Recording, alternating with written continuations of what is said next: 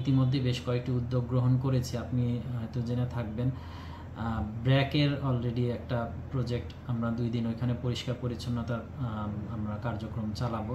এর পরবর্তীতে উপজেলা অ্যাডমিনিস্ট্রেশন থেকে আমরা একটা ছোট প্রজেক্ট নিয়ে আমরা এই খালটা বিভিন্ন মুখগুলি আমরা উন্মুক্ত করে দেব এবং এর ভিতরে আবর্জনা পরিষ্কার পরিচ্ছন্নতার আমরা একটা প্রজেক্ট নেব ইনশাল্লাহ। সেটা খুব শীঘ্রই আপনারা দৃশ্যমান ইনশাল্লাহ দেখতে পাবেন। এটা না জেনে আইনগত কোনো আসলে বলার কোনো সুযোগ নেই।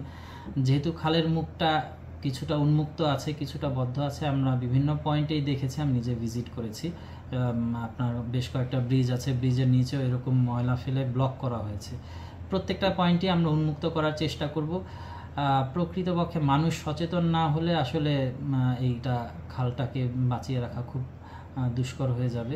আমরা চেষ্টা করব যে একটা সচেতনতা প্রোগ্রাম করে জনগণকে সাথে নিয়ে এই খালটাকে বিভিন্ন পয়েন্টে যে যে জায়গায় বেদখল আছে সেখানে আমরা উচ্ছেদ পরিচালনা করব, প্লাস যে যে জায়গায় ব্লক আছে ব্লকগুলো আমরা উন্মুক্ত করার ব্যবস্থা গ্রহণ করব।